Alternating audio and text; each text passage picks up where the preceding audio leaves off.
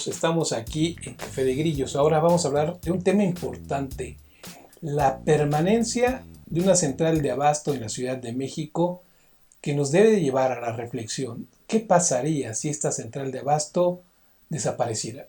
Infraestructuralmente no puede desaparecer porque ahí está la infraestructura, pero la forma en que se comercia, la forma en que se hace el trabajo ahí adentro de esta central de abasto puede desaparecer porque hay inconformidad por la forma en que se maneja y por la forma en que se administra. En esta ocasión tenemos que haya aceptado la invitación, le damos las gracias antes de empezar a Perla Escalante, que precisamente representa a una buena cantidad de empresarios, socios o como le llamamos comúnmente, participantes o bodegueros. bodegueros, exactamente. Pero ellos tienen esta problemática que la quieren hacer externa hacia la gente para que conozca precisamente cuál es el meollo del asunto de una central de abasto que, no sé, ojalá en poco tiempo resurja nuevamente y no se vaya pues nuevamente al hoyo como ha venido haciendo año tras año. Perdón. Así es. Bueno, pues muchas gracias por la invitación. Y efectivamente, nosotros a través de este programa y de diversos medios hemos buscado hacer saber a la ciudadanía y a las autoridades competentes la importancia de conservar un centro de abasto del nivel que tiene la central de abastos de la Ciudad de México. ¿Por qué? Por la importancia económica que representa para un país, para cualquier país, pero en específico como México, que una de sus fortalezas principales pues es la actividad agrícola, el comercio, pues es la base de una economía autónoma y de una soberanía alimentaria. Es por ello que consideramos que el hecho de que vengan países de diversas magnitudes, vienen del continente europeo, han venido dependencias públicas, han venido dependencias privadas, viene la BBC de Londres, han venido diversos entes a ver cómo es la central de abasto y querer hacer esa réplica de este modelo en sus países. ¿Por qué? Porque representa un pilar económico muy importante para cualquier nación. Aquí se comercializa el 70% del producto nacional. Llega aquí a la Ciudad de México y de aquí se designa a diferentes mercados mayoristas de los estados. También de aquí se dan las exportaciones a otros países y de alguna manera, después de la bolsa de valores, la central de abastos está tasada como uno de los entes económicos donde se da el mayor número de operaciones económicas. Hoy en día ha variado. Antes era muy concurrente el efectivo. Hoy también ya se empiezan a utilizar los medios electrónicos, todo lo que piden las instituciones financieras por las reformas fiscales. Pero eso no ha disminuido la cantidad económica que se concentra. Es por ello que al tener una autonomía plena, ¿no?, en la cuestión alimentaria, en poder hacer ese vínculo que se hace del bodeguero o del comerciante de la central de abasto con el agricultor, el decir yo te refacciono, me interesa tu cosecha, me interesa que si hoy sembraste 10 hectáreas, mañana siembres 20 y pasado 30, ¿no? Y hacemos una sinergia de coparticipación donde tú siembras, yo comercializo. Y año tras año va sucediendo lo mismo. Es decir, estas relaciones del campo con la central de abasto, pues llevan muchos años. No es como un programa, ¿no? Que este sexenio se llama Solidaridad y mañana se llama Procampo y pasada se llama Sembrando, bueno, los nombres distintos que las...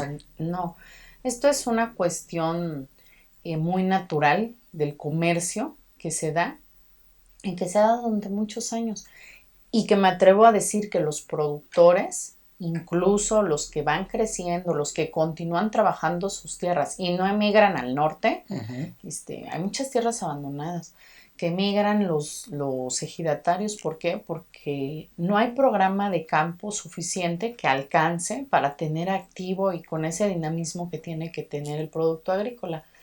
No obstante, esta sinergia con la central pues ayuda a que el agricultor cada vez vaya sembrando más.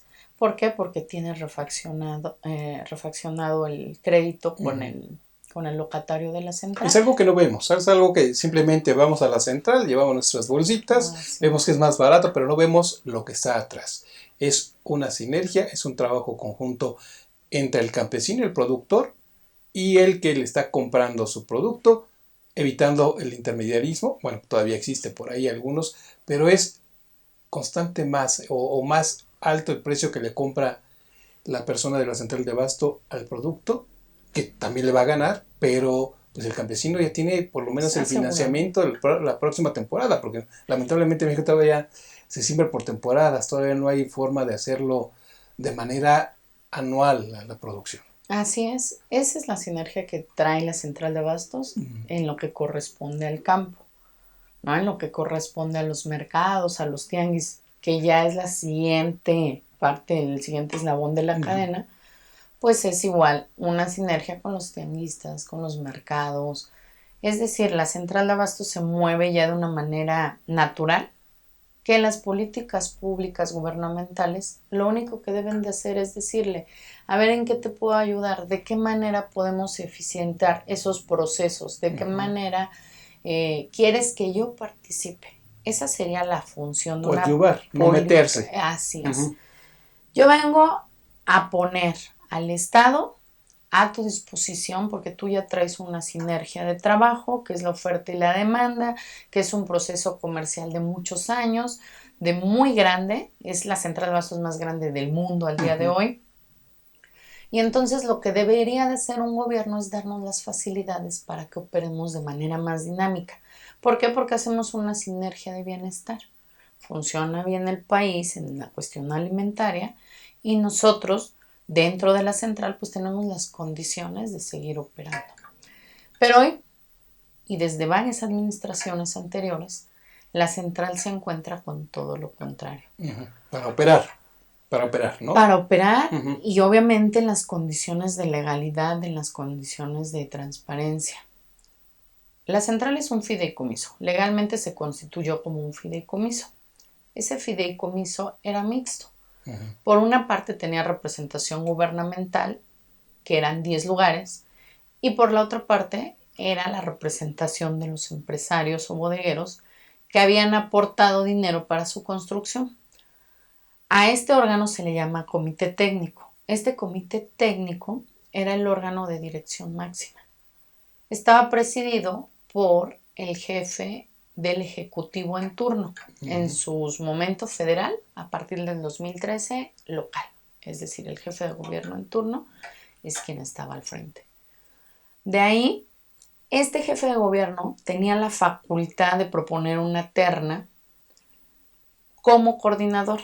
Es decir, el coordinador era aquel representante del gobierno que llevaba las políticas públicas y representaba obviamente el interés gubernamental al interior de la central. Y por otro lado, era el administrador. El administrador era como cualquier administrador de negocio. Un ente que debería de rendir cuentas al comité, es decir, a los bodegueros, al gobierno, a todos en general, rendir las cuentas del manejo del recurso. Aquí hablamos que es un recurso muy grande, ¿no? Certeramente hay datos que dicen que son de 900 a 1,000 millones anuales lo que autogenera la central y que tendría la responsabilidad y la facultad de emplearlo en su propio mantenimiento o conservación de su infraestructura. Hace 3 administraciones que se decidió que estas figuras tan importantes y que el contrato del fideicomiso muy claramente dice que deben de ser autónomas. Uno es el coordinador y representa al gobierno y el otro es el administrador y representa a toda la comunidad, sea pública o sea privada, su función es rendir cuentas. No es el dueño, es el que administra. Es el que me dice, a mí me entra el dinero y yo lo voy a destinar con el aval del comité. Sí, tengo que dar información de en qué voy a ocupar esos 1,000 millones de pesos que le entran, ya sea para la construcción de confinamientos, la construcción de mayor capacidad para entrar a la central de abasto, o X cosa. Pero tiene que darlo con el aval del comité, ¿no? Él no decide. Eso es se correcto. supone. es un empleado finalmente, ¿no? Sí. Es un empleado a órdenes del fideicomiso. Es correcto como lo tienes tú ahorita informado. Sin embargo, hace 3 administraciones que decide el jefe de gobierno que el administrador y el coordinador va a ser la misma persona. Uh-huh. Entonces, al encontrarnos con esa problemática, pues es el jefe y es el empleado. Sí. No hay manera de que le digamos, necesitamos saber a dónde estás llevando el dinero, dónde está ese recurso. ¿Por qué? Porque, por un lado, cuando se dice coordinador y autoridad, dice yo soy una autoridad, soy un ente público Uh-huh. y como autoridad puedo aquí poner las políticas y decir qué se hace y qué no se casi hace es porque autónomo. estoy facultado por el gobierno para tener ese tipo de representación y actividad. Uh-huh. Nos niega la información. Y luego dices, bueno, si como ente eres un ente público, hay una página de rendición de cuentas a toda la ciudadanía, no solo a los que estamos en la central de abastos. Hay un medio que se llama Transparencia, Uh-huh. donde entonces apertura el recurso que Sí. entra a la central y cómo lo gastas a través de Transparencia. Bueno, si bien es cierto, soy autoridad, este es un fideicomiso privado. No está obligado Uh-huh. a subir a la página de Transparencia sus finanzas. Sí, por ser un fideicomiso. Y ahí sí se defiende. Ahí y entonces me salgo. Entonces esta indefinición, que obviamente ya la hemos atacado en tribunales y hemos pedido que se defina la suerte del fideicomiso, sea público, sea privado, para tener un medio idóneo de transparencia, ¿no? Un marco normativo también que ajusta no solo a quien maneja el recurso, sino a toda la estructura normativa que hay ahí. A ver, ¿a qué debes de apegarte? ¿A qué legislación, ¿no? Uh-huh. Pública o privada, a la ley del procedimiento administrativo, a la ley de títulos y operaciones de crédito por ser fideicomiso. Es decir, determinemos de una vez por todas y no dejemos esta laguna jurídica que fomenta la corrupción. Y la corrupción no de unos cuantos pesos, ¿no? Uh-huh. De muchos millones, de cientos de millones que entran a la central. En esta parte que tú dices, a ver, el fideicomiso también está obligado a dar créditos, ¿no? Hay un fideicomiso que alguien de los socios necesita un crédito, se le tiene que dar o entregar ese crédito porque existe el dinero. Y sin embargo, bueno, se tiene que hacer con firmas, ¿no? Pero sí existe eso. Hay un fondo fiduciario. Uh-huh. Ese fondo fiduciario está administrado en este momento por Santander. Santander es la banca institución bancaria que está administrando ahorita el dinero de la central. Santander obviamente también tiene una responsabilidad de decir, este es el patrimonio en este momento de este fideicomiso y se puede emplear de esta o de esta manera. Sin embargo, Santander se le paga al mes una cantidad muy fuerte por administrar. Sí, por el simple manejo de dinero. Uh-huh. Y no obstante, hay un representante desde hace varios sexenios atrás, se llama Pedro Salazar. Pedro Salazar, muy afín, como la mayoría de estos personajes, muy afín a los intereses gubernamentales, se sienta en la mesa solo a afirmar y a decir está bien. No ha tenido la responsabilidad de decir la manera en que estamos administrando el fideicomiso no es la adecuada. No fue creado para esto y el contrato prohíbe incluso que se maneje con esta dualidad. Obviamente nos queda claro que a los únicos que nos interesa que esto cambie somos a los actores que hacemos posible que trabaje este centro. Ustedes hacen el movimiento real, ¿Por qué? ¿no? Porque vemos el deterioro que tiene de infraestructura, de seguridad, de todos los problemas que nos rodean. Los únicos que podemos instar a ese cambio somos nosotros mismos. Que también tendría parte del gobierno que hacerlo, ¿no? Pero no le interesa. Pues no, porque la falta de transparencia, ¿no? Que se traduce a corrupción. Aquí se habla mucho de que se está combatiendo la corrupción. Nosotros no vemos que la corrupción se esté frenando, por el contrario. Se llegó a la jefatura de gobierno y se nombró exactamente la figura como se ha venido manejando en las administraciones No anteriores. hubo un cambio. La misma figura con corrupción. Y hemos ido a los tribunales a pedir que nos resuelvan. Hemos estado en el Senado con diferentes fracciones parlamentarias tratando de que nos ayuden a que se defina. Hemos pedido 3 o 4 fracciones, los hemos involucrado. Y hasta el día de hoy, pues el interés federal es más fuerte, ¿no? De repente dicen el querer es poder. Si realmente hay una intención de combatir la corrupción, la central de abastos es el botón de muestra. ¿Por qué? Porque es algo muy fácil de resolver. Sí. Hay que crear un mecanismo de transparencia. Hay que aplicar la normativa del contrato del fideicomiso, que fue perfecto, fue una creación perfecta. Dividía la cuestión económica de la empresarial, de la política pública, tenía el equilibrio de poderes. Sin embargo, alguien se dio cuenta que había manera de manipularlo y sacar mucho provecho de ello, mucho provecho económico y, ¿por qué no?, también político. No solo están los bodegueros, ¿no? Está el transporte, está el acomodador de autos, el viene y viene, o sea, hay muchos sectores, el pepenador, muchos sectores vulnerables que al no tener un marco de legalidad para su instancia, están ahora sí que a disposición de la buena voluntad del político en turno. Que los deje entrar a trabajar o que los saquen, ¿no? Tu unión de 10,000 personas puede trabajar hoy. ¿Por qué? Porque eres amarillo, o eres rojo, o eres azul. Se ha hecho un bastión político y un bastión de corrupción la central. Y si estamos hablando de que hay una intención de cambiarlo, pues bueno, querer es poder, ¿no? Hoy que ambos órganos son del mismo color, tenemos gobierno federal y gobierno local, pueden sin problema entrar a normar toda esta problemática. La problemática también de las concesiones, servicios concesionados a empresas que se están llevando el 70% de lo generado. Bueno, la N cantidad de problemas que pudiéramos mencionar se resuelven muy fácil con un marco normativo correcto. Que existe, vamos, hay que aplicarlo tal como está, sin tratar de sacar ventaja. Este es el problema que vemos. O sea, a ver, llega una discusión mayor y dice el gobierno de la Ciudad de México, señores, no procede esto y lo mejor es cerrar la central de abasto. Ustedes dicen, bueno, nos cerraron.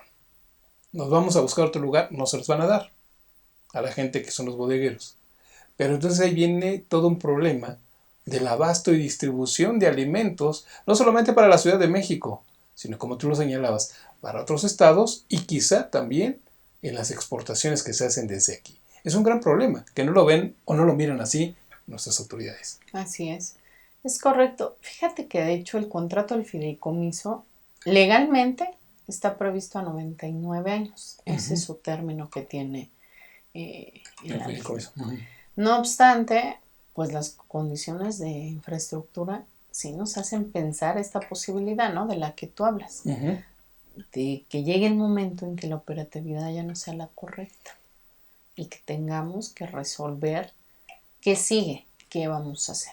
Pero en tanto, pues hoy tenemos la posibilidad de sacar adelante pues esta joya que tiene el país, ¿no? O sea, nosotros le hemos comentado en diferentes ruedas de prensa al presidente que él dijo que Pemex hay que rescatarlo porque con ello se rescata la soberanía. Y el logo que puso por ahí fue por el rescate de la soberanía de México. Decimos, bueno, la central es tan importante porque si los hidrocarburos te mueven, la alimentación nadie la puede dejar de lado. Sí. Entonces, de hecho, también fue un banderín político, ¿no? La autosuficiencia alimentaria. Vamos a llegar a la autosuficiencia. Alimentaria. En verdad es que está dejando un sector muy importante a su suerte. A su suerte, ¿por qué? Porque no ha tenido la intención de revisar con la instancia correspondiente qué es lo que realmente pasa, ¿no? Él sí escucha, pero escucha obviamente al titular que fue a sentar como administrador y coordinador. A la figura de ilegalidad que sentó. A ver, dime qué pasa ahí. Una persona que de entrada en alguno de los comunicados le dijimos, señor presidente, ya no nos mande astronautas, astrónomos, astrólogos, a querer decirnos cómo hacer lo que nosotros mejor que nadie sabemos y hemos venido haciendo desde hace 39 años Y sabes, sin que nadie nos tenga que decir cómo hacerlo. Al contrario, sorteando a veces la hegemonía y la cuadradez de la gente que nos sientan, porque es gente que llega y que piensa que el perecedero, por ejemplo, en el caso del producto agrícola que es perecedero, puede tardar a que se definan las políticas públicas. Cuando nosotros sabemos que este producto es de un día para otro, tenemos que ver si tienes 100 toneladas, ¿dónde vas a poner esas 100 toneladas? No puedes esperarte una política pública hecha en el escritorio, ¿no? Que tarda semanas. Entonces, sí hemos pedido esa sensibilidad de habla con nosotros. Quien sabe que se necesita somos nosotros. Incluso en algún sexenio, en un trienio, cuando él se va por primera vez en busca de la presidencia, se nos devolvió a nosotros la autoadministración y funcionó muy bien. Fue la única vez que la tuvimos y funcionó muy bien. Es un beneficio para todo el país, es un bienestar para el país, ¿no? El saber realmente aplicar las políticas para que funcione la central. Pues lamentable, lamentable. Esto es el primer paso. Perla, te emplazamos a otra entrevista porque el tiempo es corto, pero ese es el primer paso. Estamos viendo la posibilidad de desaparecer la distribución de alimentos más importantes de México por simple cuestiones administrativas o políticas que no van al caso para el hambre que tiene el país y para la necesidad de alimentos que tienen muchos estados. Es correcto. Perla, te agradecemos. Muchas gracias. Ojalá nos aceptes otra entrevista más adelante. De todos modos, tienes las puertas abiertas cuando tengas alguna otra cosa que decir, que informar, porque aquí estamos para eso, para informarle directamente a la gente qué sucede y qué puede pasar si no se solucionan las cosas. Los esperamos en la próxima, aquí en Café de Grillo.